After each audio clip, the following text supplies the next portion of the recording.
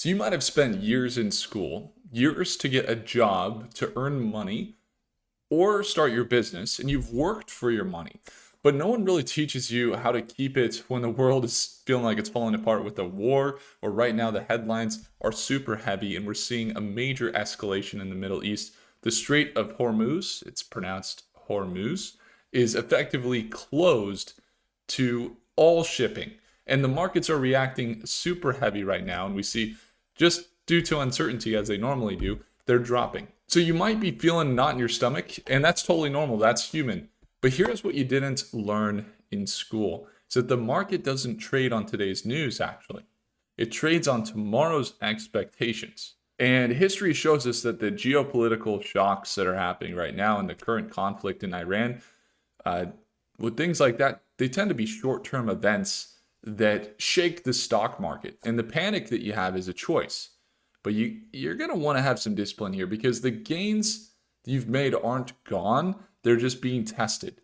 The worst thing that you could do right now is affect your future self negatively by panicking and selling something that is only going to be momentarily down. And so you might say, Will, how do you know that it's only going to be down for just a couple days? I don't.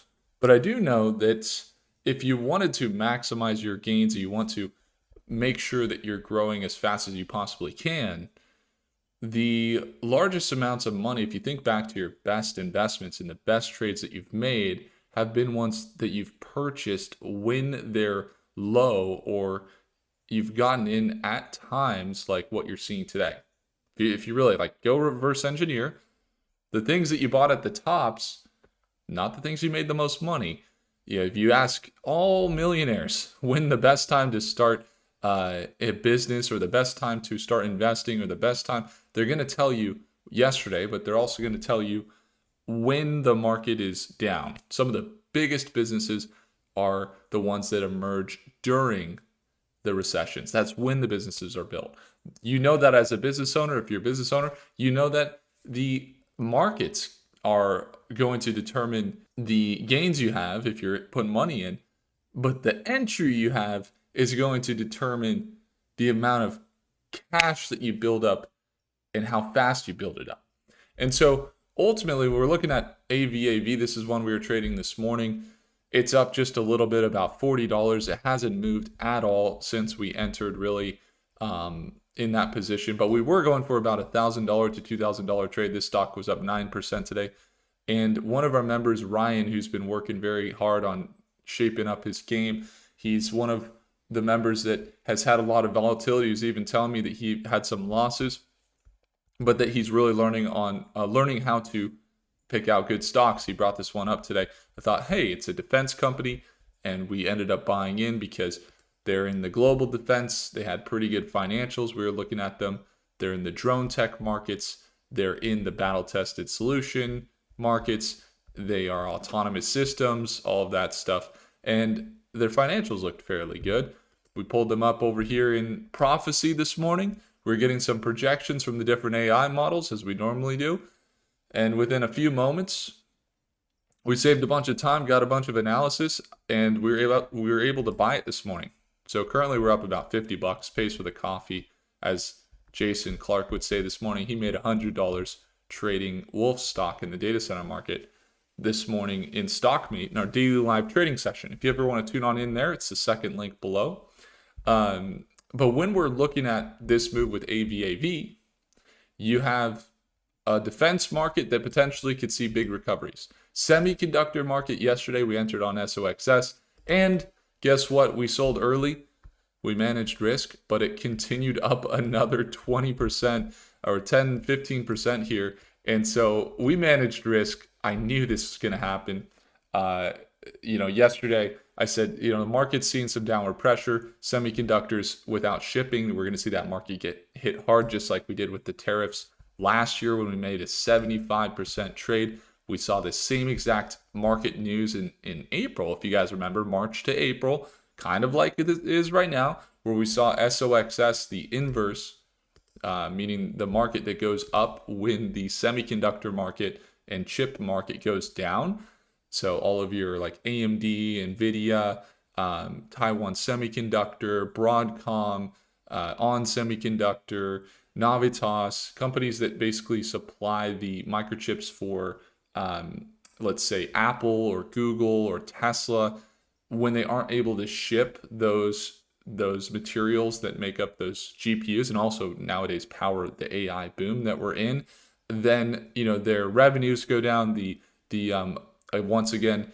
expectation and anticipation of the effects of this price in the market, and then you see that market go down. And when it goes down, SOXS surged about 200% last year. We were able to catch a 75% trade last year in SOXS. It doesn't look like much. I remember we were at a space conference. We were in Colorado Springs, and it was a drive. We had to go all the way from Denver to Colorado Springs, and I took an Uber. I remember talking with that Uber guy. He's from Morocco, and he was driving Uber. And it's so funny when if you're earning money and you get into a cab or you talk with people that are really struggling with money, the different perspectives you could have. And I remember just thinking to myself, like, man, this guy should be going to the conference I'm going to see some of these space tech companies that are looking really good. But I remember getting to the place, and then it was funny. There was also a reverse to where then when I got to my hotel or my Airbnb, the next morning when I took an Uber, the guy that took me there, he was actually a doctor, but he was working part-time Uber just because he liked to talk to people. Not because he wanted to make money, just because he liked to talk to people, but he was a successful surgeon. And I remember him, it was totally different. And I was talking with him and he was saying, yeah, I'm also investing in these companies. Tell me which companies you like. And I got his number. And I went and talked with Redwire, and I went and talked with Black Sky, and I got to go meet with Rocket Lab. And I have a friend that works at Rocket Lab. And I remember thinking to myself that these companies are so new, but that they could really have a good time growing in this market. Redwire recently we've seen go from $4 to $10. They're pulled back today, though, about 7%. Black Sky is up about 1.85%. But you're going to see these defense companies in the space tech market doing pretty well, most likely. Why? Well, think about it. If we are monitoring and making decisions based on, for example, the straits, okay, and you're an investor, and maybe you're panicking, maybe you're not, maybe you're watching now, you say, okay, this is going to be a buying opportunity. It's kind of my mindset. I actually like to see the red. But if you're looking at the straits, then you have to have the satellite power. So I don't know why I brought up the red stuff, but just know, like, if we're going to see the growth of this market, then we're going to have a view of what's going on over in the market. And so that's why, for example, over on Prophecy, if you guys were to go to prophecyapp.com, we're actually looking to integrate with Black Sky, because you can actually see the different ports and the ships going in and out of the harbors and in and out of these canals in order to see, where the shipping, what's going on, and that's what's going on. So if this was closed, this is something we have AI analytics of, and we're working on building this out in Prophecy very soon. This is our app that I just showed you with the projections that we're getting on this stock that helped us make a quick decision this morning and save us time.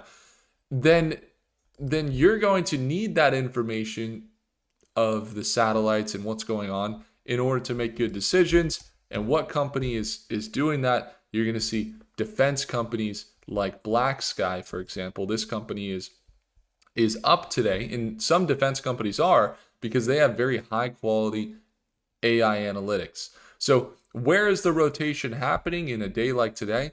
You want to watch the defense markets. You want to watch some of these companies that have the third eye view or the bird's eye view. And then you also want to look at, once again, the defense markets. If we're going to see big rotations, it could be into these markets if spending increases and the U.S. gets even more heavily involved. And then also oil. Oil was up. Oil U was doing well today. Chevron is up. British Petroleum was up today. You can see, and so the oil markets they're gonna see some growth. So you're gonna see oil go up. You're gonna see more deployments in the United States, or not deployments, but turning on or flipping the switch. They're gonna flip the switch and turn on a lot of the oil rigs in the U.S., and that's already happening because of the lack of oil anticipation that's going to be coming from the Middle East. And then you have the markets that are going to be the most negatively affected right now won't be the oil markets, it won't be the defense markets, it won't be the energy markets, it won't be the manufacturing markets, it won't be the mineral markets, it won't even be the nuclear markets. It's probably going to be your stage 2 and stage 3 markets that we're just kind of eyeing and looking forward to in the AI boom. So probably not your data center markets. You are seeing a dip in the data center markets, but they'll probably be fairly okay. You do see some red today. Super microcomputers down, and that market is seeing some red today for sure.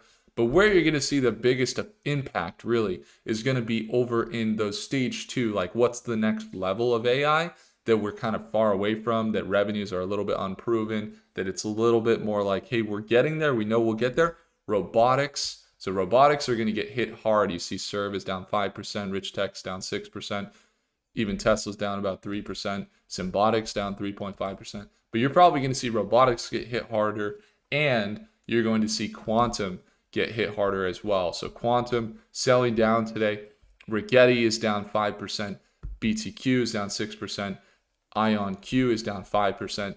And so a lot of the stage 2 and stage 3, like scalable markets of the AI boom that we haven't fully reached yet, that are in the next 3, 5, 10 years, like your robotics and your quantum markets, those markets are going to be at higher risk to see larger sell-offs in this short pullback that we're seeing in the market. Now, aside from that, inflation data is not bad. The employment data, not too bad. Quarter over quarter, still kind of recovered, still fully, maybe fully recovering. I don't think we're fully recovered even since 2020 on the labor data. I think it's still down. But looking at the spending, and then also you have, you're going to have a lot of, capital. You're going to have, new stimulus money into economy. This is going to be big.